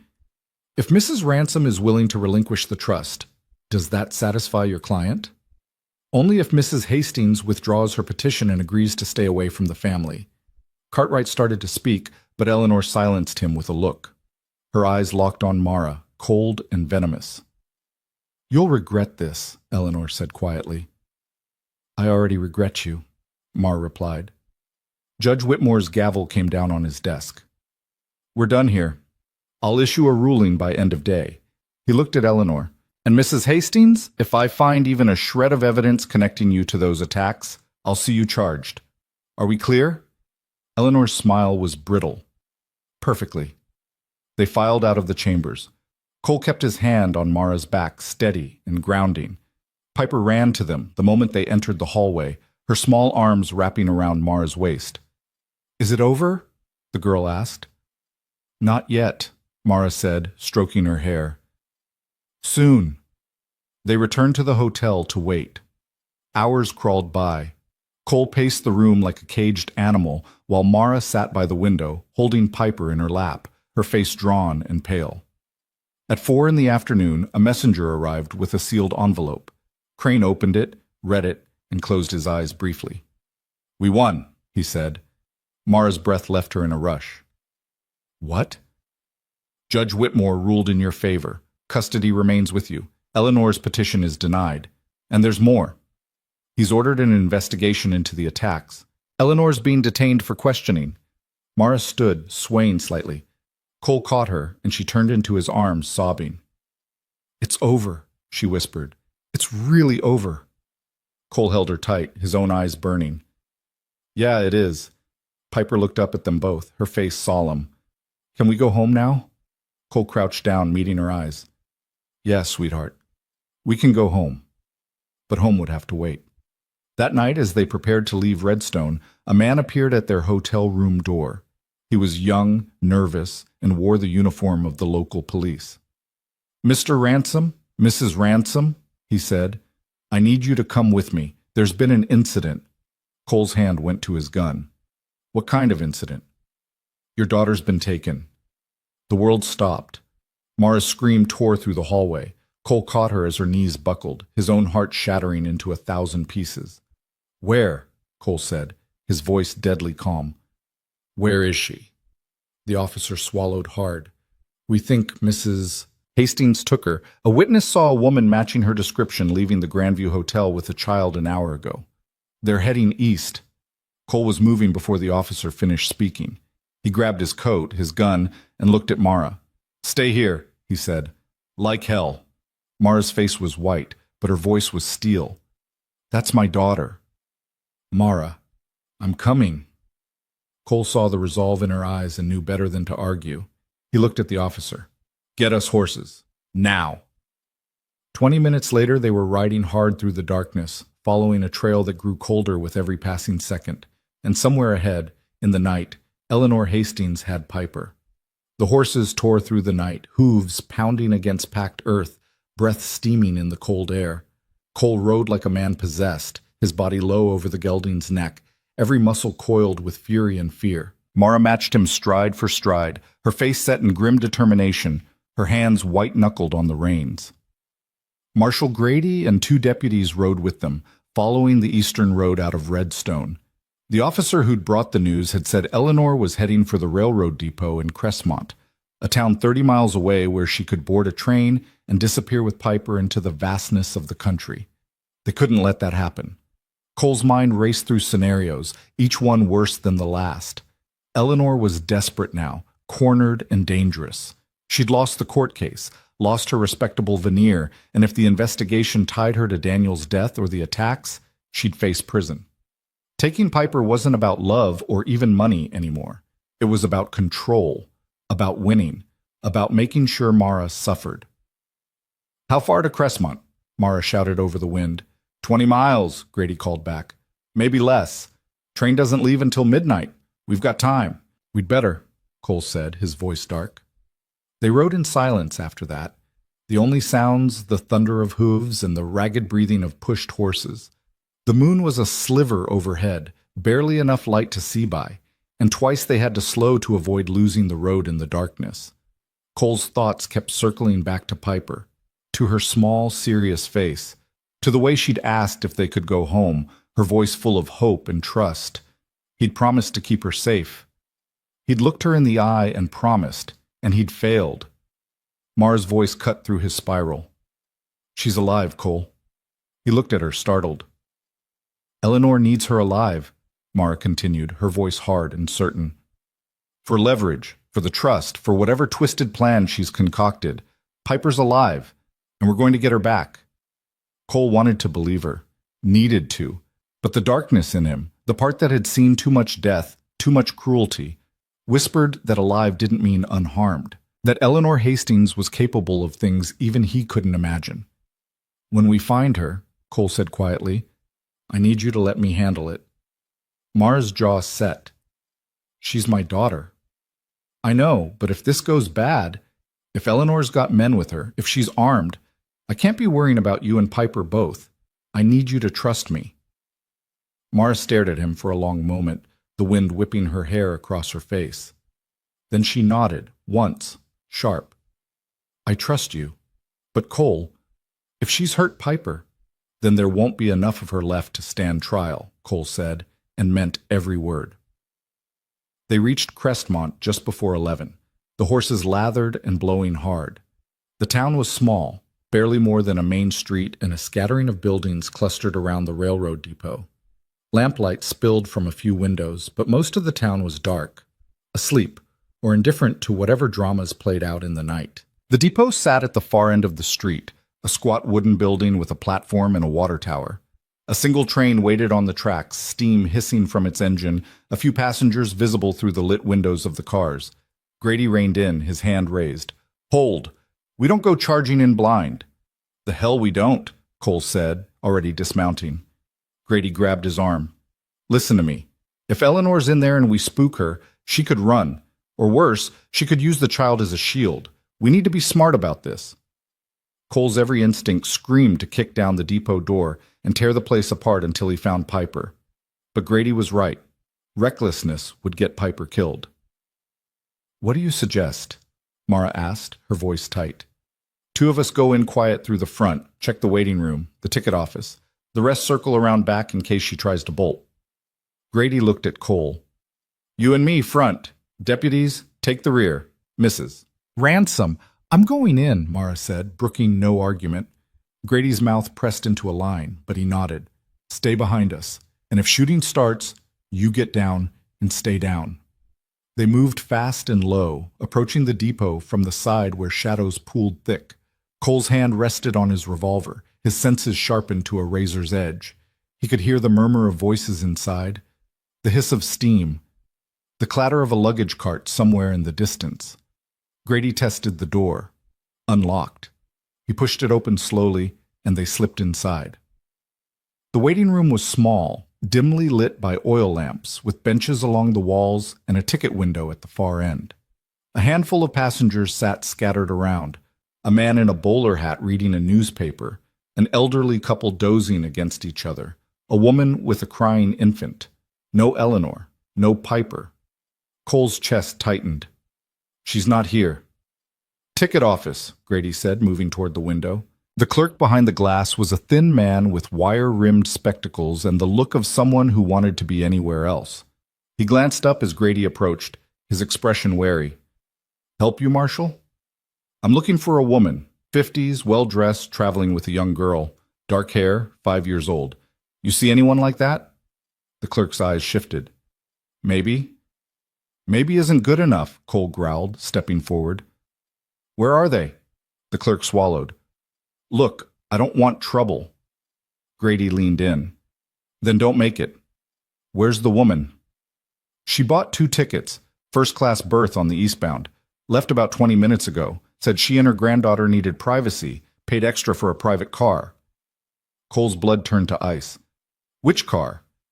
"Third from the engine, but listen, train leaves in 10 minutes. You can't just—" Cole was already moving. He crossed the waiting room in 3 strides and hit the platform at a run, Mara and Grady right behind him. The train stretched ahead of them, a dark metal serpent hissing steam into the night. Third car from the engine. Cole counted as he ran, 1, 2, 3, and grabbed the railing, hauling himself up. The corridor inside was narrow, lit by dim electric bulbs, doors on either side leading to private berths. Cole moved fast and silent, checking each one. Empty. Empty. Locked. He stopped at the third door, his hand on the latch. It was locked from the inside. "Piper," he called, his voice low and urgent. "Piper, are you in there?" Silence. Then, faint and muffled. "Cole?" Relief and rage flooded through him in equal measure. "I'm here, sweetheart. Is your grandmother with you?" She said we're going on a trip." Piper's voice was scared, trembling. "I want Mama." "I know. Mama's right here. We're going to get you out." Cole looked at Grady. "Break it down." "Wait." Grady moved to the door, his voice rising. "Mrs. Hastings, this is Marshal Grady. Open the door. There's no way out of this." A pause. Then Eleanor's voice, cool and controlled. "Marshal, I'm simply traveling with my granddaughter. There's no law against that." "There is when it's kidnapping," Grady shot back. "The judge awarded custody to Mrs. Ransom. You've got no legal right to that child." "Legal rights are subject to interpretation." Cole's hand moved to his revolver. Open the door, Eleanor. Last chance. Or what, Mr. Ransom? You'll shoot through it and risk hitting Piper? Eleanor's laugh was cold. I don't think so. Mara pushed past Cole and Grady, her face white with fury. Mother, let her go, please. You've lost. The court ruled against you. The police are investigating you. Taking Piper won't change any of that. Won't it? Eleanor's voice sharpened. I still have leverage, Mara. I have your daughter. And unless you want her to disappear into a world you'll never reach, you'll do exactly as I say. What do you want? Mara's voice broke. The trust. Signed over to me, legally, witnessed and notarized. You do that, and I'll consider returning Piper. Cole's jaw clenched. You're lying. You'll take the money and run with her anyway. Perhaps, but do you really want to take that chance? Grady's hand moved to his gun. Mrs. Hastings, step away from the door. You're under arrest for kidnapping, conspiracy, and suspicion of... The train whistle screamed. The car lurched forward. Cole swore and grabbed the railing as the train began to move. Slowly at first, then faster. Through the window, he saw the platform sliding away, the depot receding into the darkness. She bribed the engineer, Grady said, his face grim. She's making a run for it. Cole didn't hesitate. He stepped back, raised his boot, and slammed it into the door. The wood cracked, but held. He kicked again, harder, and the frame splintered. One more kick, and the door burst inward. The berth was small, luxuriously appointed with velvet curtains and polished wood. Eleanor stood in the center, one hand gripping Piper's arm, the other holding a small Derringer pistol aimed directly at the child's head. Piper's eyes were wide with terror, tears streaming down her face. Mama, don't move, Eleanor said, her voice deadly calm. Any of you, or I'll pull the trigger. Cole froze, his hand hovering over his gun. Mara made a choked sound, her hand flying to her mouth. Grady raised his hand slowly, his voice steady. Mrs. Hastings, think about what you're doing. You shoot that child. There's no coming back from it. You'll hang. I'll hang anyway if your investigation proceeds. Eleanor's smile was brittle, unhinged. At least this way, Mara knows what it feels like to lose everything. This isn't about Mara, Cole said, his voice low and dangerous. This is about you, about control, about not being able to stand that your daughter chose her own life. Her life was a mistake, Eleanor spat, marrying beneath her, raising a child in squalor. She threw away everything I built for her. You built nothing for me, Mara said, her voice shaking with rage. You built a prison, and when I chose freedom, you disowned me. You don't get to come back now and pretend you care. Eleanor's hand tightened on the gun. I cared enough to find out about the trust, to make sure Piper would have opportunities. You cared about the money, Cole cut in. That's all you've ever cared about. And now you're holding a gun to a 5-year-old's head because you can't accept that you lost. I haven't lost. Eleanor's eyes glittered. Not yet. The train was picking up speed now, the wheels clacking faster, the countryside blurring past the windows. Cole's mind raced. The berth was small, barely 10 feet across. Eleanor had her back to the far wall, Piper in front of her as a shield. If Cole drew, if he tried to shoot, the margin for error was razor thin. One flinch, one miscalculation, and Piper would die. But if he didn't act, Eleanor would disappear with her. And Cole had seen enough desperation to know that cornered animals did unpredictable things. He met Piper's eyes. The girl was terrified, but she was watching him with that same solemn focus she'd had the day he found her in the basin. Waiting, trusting. Cole made his choice. Eleanor, he said, his voice dropping to something almost conversational. You're right, you haven't lost yet, because you've still got one card to play. Eleanor's eyes narrowed. What card? Me. Cole slowly raised his hands, palms out. Let Piper go. Take me instead. Cole, no, Mara started, but Cole silenced her with a look. I'm worth more to you than a child, Cole continued.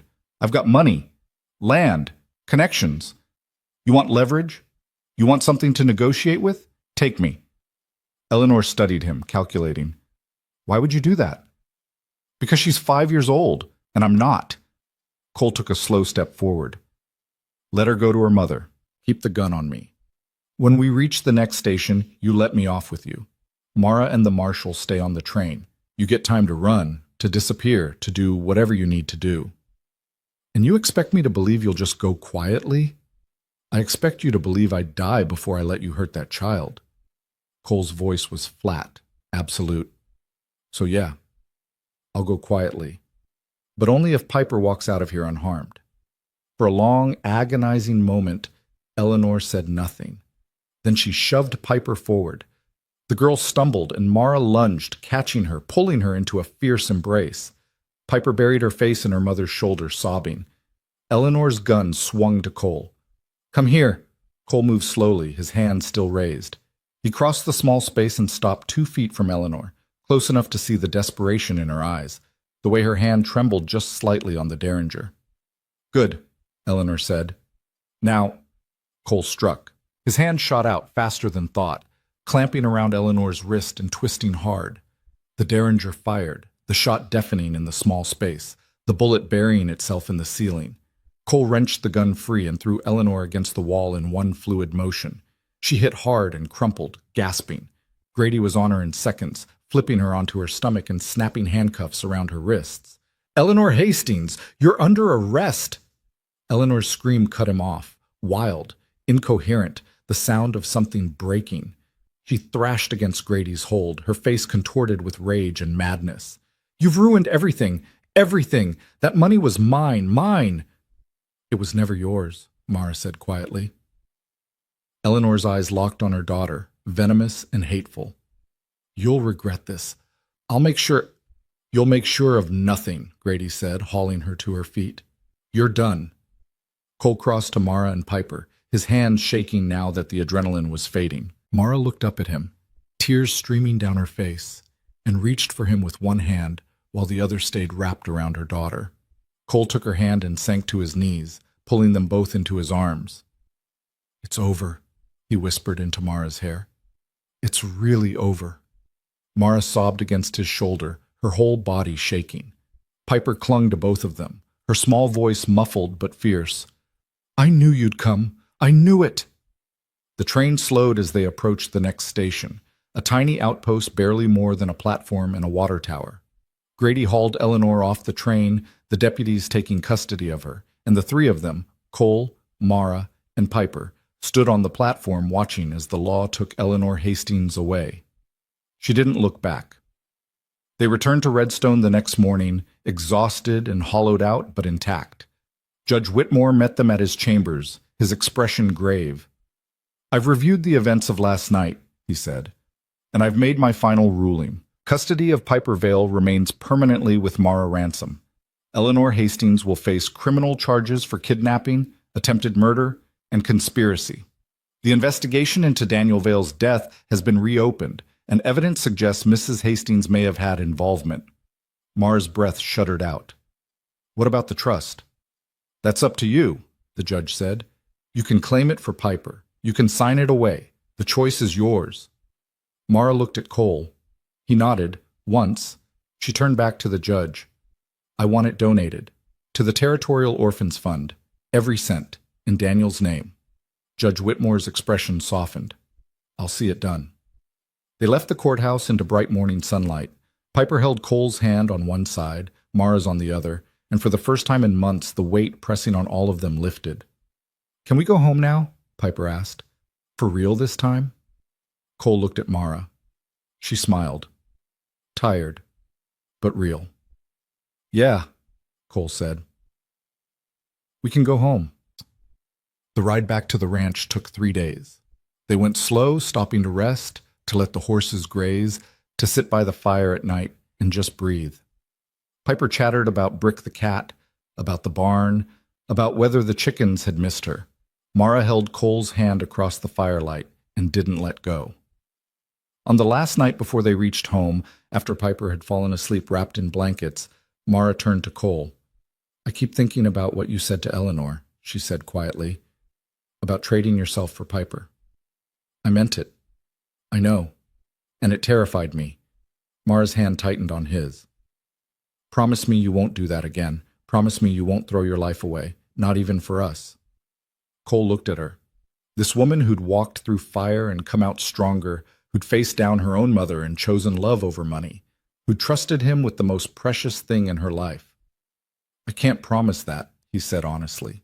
Because if it came down to you or Piper dying or me dying, I'd choose me every time. That's not negotiable. Mara's eyes filled.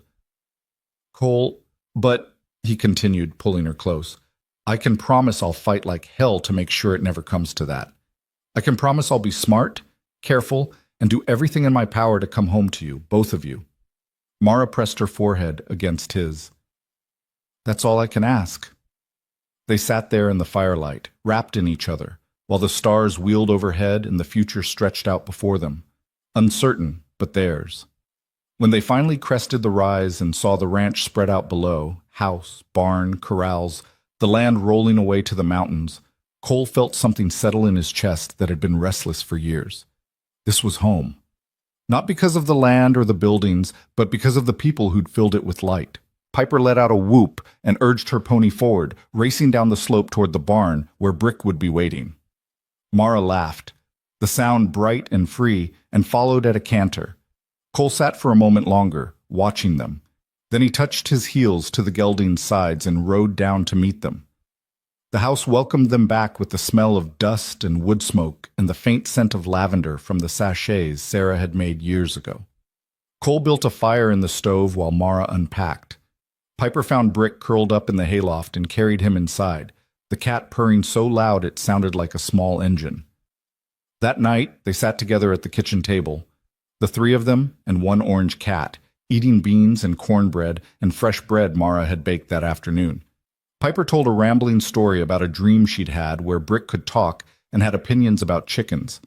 Mara laughed until tears ran down her face. Cole just watched them both, his heart so full it ached. Later, after Piper had been tucked into bed and Brick had claimed his spot at her feet, Cole and Mara stood on the porch watching the sun set behind the mountains. "Do you think she'll be all right?" Mara asked. "After everything?" "I think she's stronger than both of us put together," Cole said. "But yeah, she'll be all right. We'll make sure of it." Mara leaned against him, her head on his shoulder. "What about you? Are you all right?" Cole thought about the question, about the darkness he'd carried for so long, the violence and the guilt and the fear that he'd never be more than the sum of his worst actions. He thought about the moment he'd pulled the trigger to save Mara and Piper, the moment he'd offered himself in Piper's place, the moment he'd wrenched the gun from Eleanor's hand. He'd done what needed doing, and he'd do it again. But he'd also built a fire for his family, held his wife while she cried, promised a little girl she was safe. Maybe that was enough. "Yeah," he said finally, "I think I am." Mara turned in his arms, her hands coming up to frame his face. "I love you, Cole Ransom. I loved you when you were covered in dust and trying to save a dying woman. I loved you when you married me to keep us safe. I loved you when you stood between us and my mother with nothing but your bare hands." Her voice broke. "And I love you now, standing here with me, choosing this life every single day." Cole's throat closed. He pulled her close, kissing her with everything he had, gratitude and wonder and a love so fierce it burned. When they finally broke apart, both breathing hard, Mara smiled. "Come to bed," she said simply. And Cole did. That night, for the first time since they'd married, they came together not as strangers bound by necessity, but as husband and wife in truth. Mara's touch was gentle and reverent, tracing the scars on his chest, his arms, his hands. Cole worshipped her in return, every mark, every line, every part of her that had carried her through hell and brought her to him. They loved each other slow and careful, learning the shape and feel of bodies long denied, finding joy in the closeness, in the trust, in the simple miracle of being alive and together. Afterward, they lay tangled in the sheets, Mara's head on Cole's chest, his hand stroking her hair. "This is real," Mara whispered. "Isn't it? Not just the marriage on paper, all of it."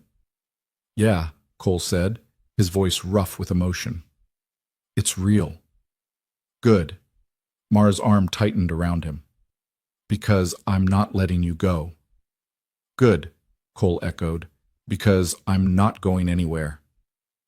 They fell asleep like that, wrapped around each other, hearts beating in tandem, two people who'd been broken finding themselves whole. The weeks that followed settled into a rhythm.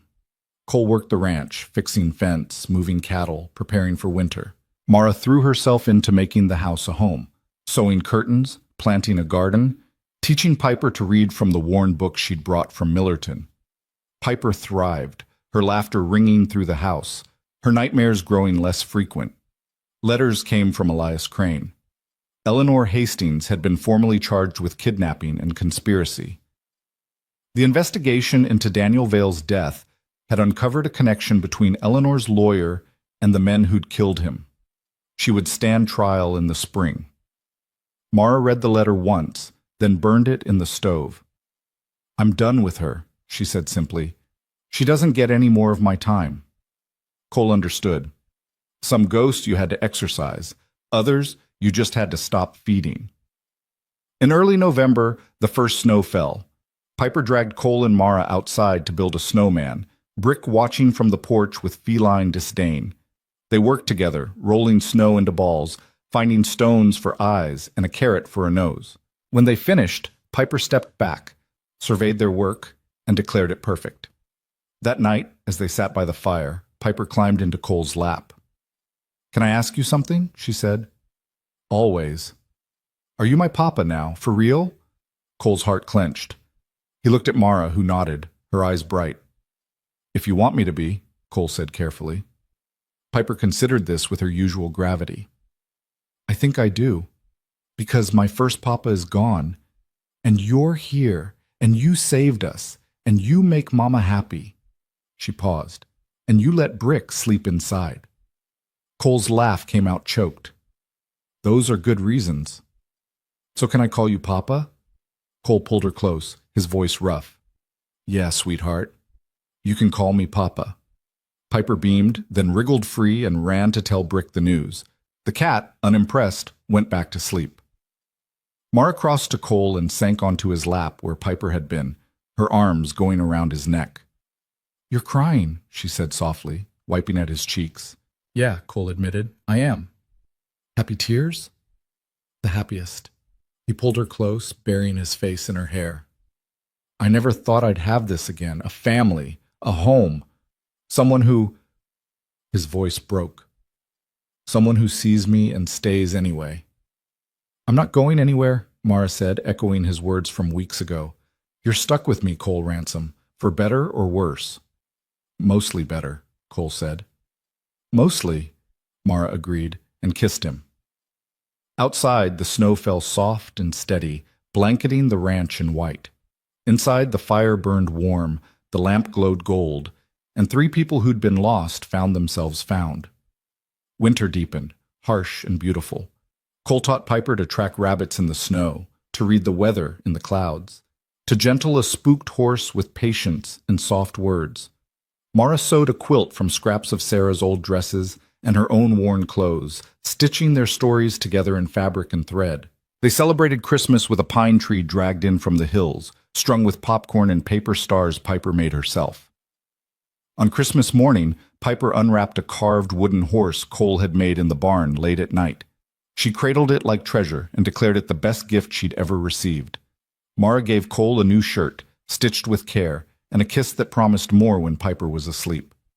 Cole gave Mara a locket, simple silver, with a photograph inside of the three of them taken in redstone before they'd left. Mara cried and didn't take it off. In January, a letter came from the territorial governor's office. Eleanor Hastings had been found guilty on all charges.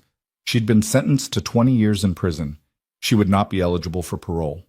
Mara read the letter aloud, her voice steady. When she finished, she folded it carefully and placed it in the fire. "It's over," she said.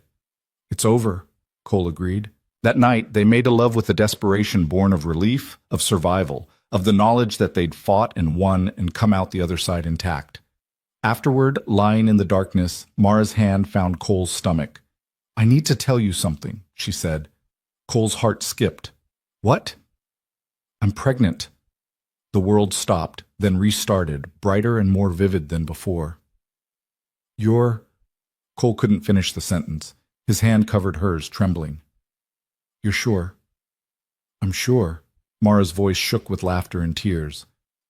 I've known for a few weeks. I was waiting for the right moment. And this is it? This is it. She turned to face him, her eyes shining in the moonlight. We're going to have a baby, Cole. Another child. Another chance. Cole pulled her into his arms, holding her so tight he was afraid he'd hurt her. I love you, he said, the words spilling out, inadequate and true. I love you so damn much. I love you too. Mara kissed him, fierce and claiming. And we're going to be all right, all of us. They told Piper at breakfast the next morning.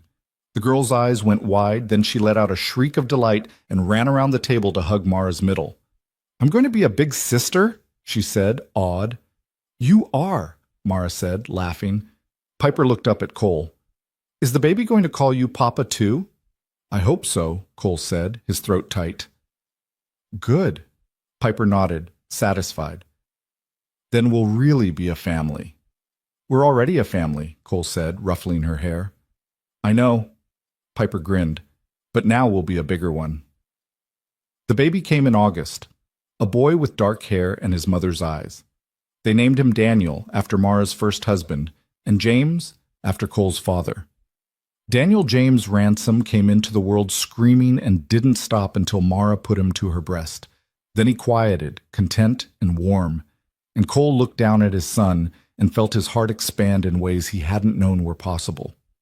Piper was entranced. She sat beside Mara on the bed, her small hand resting on the baby's head, her face solemn with responsibility. I'll protect him, she announced, just like you protected me. I know you will, Cole said.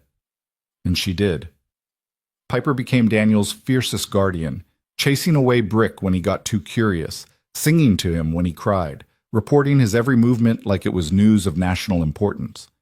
Mara laughed herself breathless watching them, and Cole fell in love with his family all over again, deeper, richer, more complete. The seasons turned, the ranch prospered. They hired a hand to help with the cattle, a young man from Benton who reminded Cole of himself at that age, hungry for honest work, running from something he wouldn't name. Cole paid him fair, worked him hard, and didn't ask questions. The man stayed. Years passed. Piper grew tall and strong, learning to rope and ride, to read Latin and do sums, to stand her ground and speak her mind. Daniel grew from baby to toddler to boy, bright and curious and fearless. Mara bloomed in the life she'd built, her laughter filling the house, her touch still setting Cole's blood on fire even after years of marriage. And Cole became the man he'd always wanted to be. The darkness was still there, coiled and ready when needed, but it no longer defined him. He was a husband, a father, a rancher, a man who kept his promises and protected what was his with everything he had. One evening in late September, when the air was turning cool and the aspens were blazing gold on the hillsides, Cole stood on the porch watching the sun set. Mara came out to join him, Daniel on her hip, Piper at her side. She handed Daniel to Cole and leaned against the railing, her gaze following the light as it painted the mountains crimson and purple. What are you thinking about? She asked. Cole looked at his family, at his wife, still beautiful, still fierce, at his daughter, no longer the terrified child in the basin, but a young woman in the making, at his son, babbling and reaching for the sky. I'm thinking, Cole said, that I'm the luckiest man alive. Mara smiled. Good answer. It's true. Cole shifted Daniel to one arm and wrapped the other around Mara. 3 years ago, I was living like a ghost, going through the motions. And then you showed up, broken and dying and dragging this little warrior behind you, and everything changed. You changed it, Mara said. You chose to save us. You didn't have to. Yeah, I did. Cole's voice was certain. Because the moment I saw you, something in me woke up, something I thought was dead, and I couldn't walk away from that, from you. Mara's eyes filled. We saved each other. Yeah, Cole agreed. We did. Piper tugged on Cole's sleeve. Papa? Yeah, sweetheart? Can we light the lamp for people who might be lost? Cole looked down at her, surprised. It was something he used to do in the early days, light the lamp in the window so travelers could find their way. He hadn't done it in years. Why? He asked. Piper shrugged. Because you found us when we were lost. Maybe someone else needs finding too. Cole's throat tightened. He looked at Mara, who nodded, her smile soft and proud. All right, Cole said. Let's light the lamp. They went inside together, all four of them. Cole lit the oil lamp and set it in the window, the flame steady and bright. It cast a warm glow across the porch, across the yard, a beacon in the gathering dark. Piper pressed her nose to the glass, watching the light. Do you think anyone will see it? Maybe, Cole said. And if they do, they'll know there's a place here, a safe place. A home, Mara added. A home, Cole agreed. They stood there in the lamplight, the four of them together, the house warm around them and the night vast beyond. And Cole thought about all the roads that had led him here, the violence, the loss, the years of numbness and grief. He thought about the day he'd found Mara and Piper dying in the basin, the choice he'd made to stop, to help, to care. It had been the best choice of his life, because here, now, in this house that had once been a tomb, there was light, there was laughter, there was love, there was home. Outside, the lamp burned steady in the